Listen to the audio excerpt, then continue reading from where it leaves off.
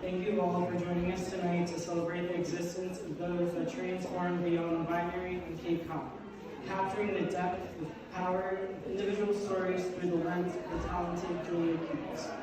My name is Hayden, and I go by they, them, theirs, or he, him, his pronouns, and I identify as a trans and queer individual who happened to grow up on the Lower Cape and have lived there for most of my life. Being my true authentic self started a little over 8 years ago, although my story began the day I was born when the doctors assigned me my first label, female. As the years went by, the more uncomfortable I felt in my body, with no words or understanding of what was going on. I was left feeling lost and an outcast for years to come. Growing up on the Cape, I struggled to feel like I belonged. At the end of middle school and beginning of high school, I started to navigate my sexuality. Despite coming to terms with some aspects of who I was never able to say in the words that felt true to me. Another label, lesbian, never seemed to stick. And so, as I continued to feel more uncomfortable with myself, my depression and the emptiness within grew larger. Fall 2013, struggling with bearing the doubt and unable to fathom coming out again, a friend asked if I ever thought I could be trans. From then on, it all changed. It didn't happen overnight. The depression and anxiety increased with the battle of self-harm and substance use that followed. For 4 months, I searched for a name that felt right. I introduced my new self to college friends and told my family once I had settled back on campus. I was living 2 lives, one at work and at school, and the other with friends and family. I found myself people watching to a whole new level, learning how to carry myself and move through the world in a safe enough way to pass, being hyper-aware and fearful of public spaces and bathrooms.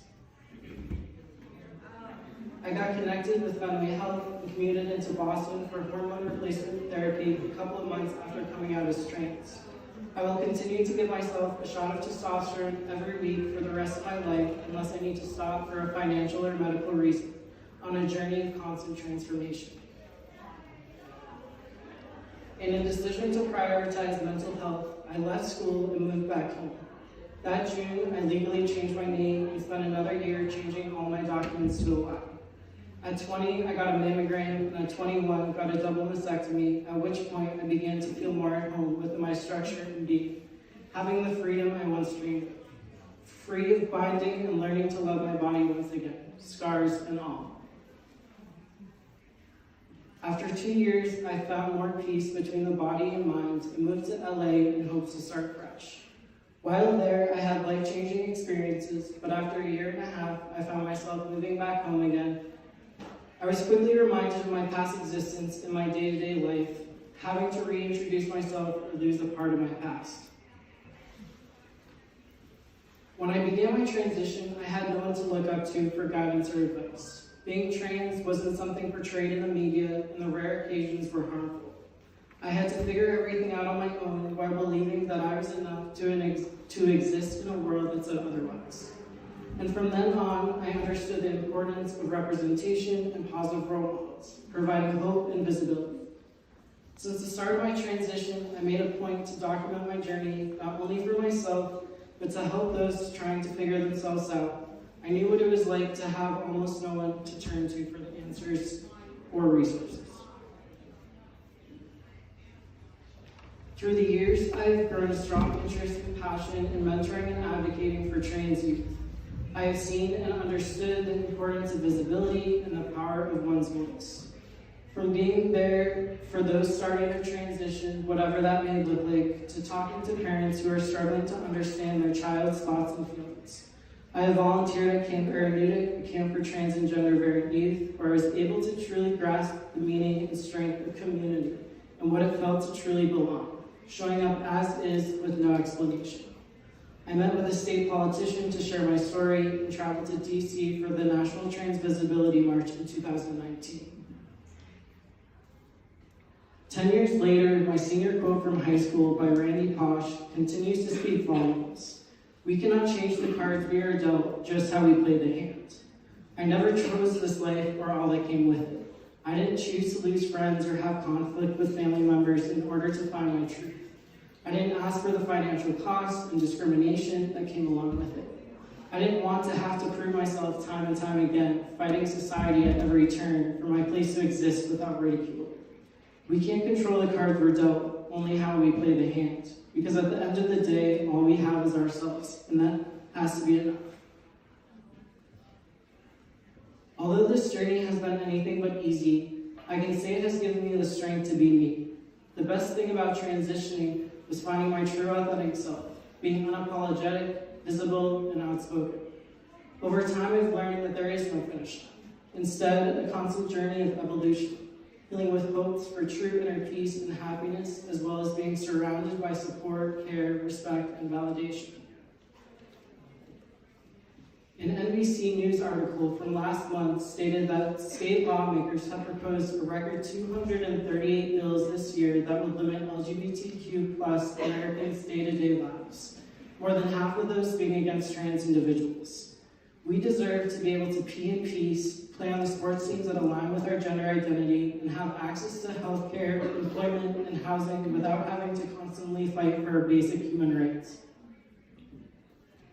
Now imagine you're just a kid, trying to be free in a world where all you hear is fear and hatred towards your truth. Having to dig deep for the strength and courage to carry on and be your true authentic self is no feat. Our trans and gender variant youth need us. Our trans and gender variant youth of color need us. They know who they are. They just need someone to listen and be there for them.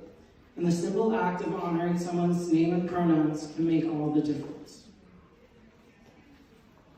According to the Trevor Project's 2021 National Survey on LGBTQ mental health, transgender and non-binary youth who reported having pronouns respected by all the people they lived with attempted suicide at half the rate that those did not have anyone who respected their pronouns. More than half of transgender and non-binary youth have seriously considered attempting suicide in the past year.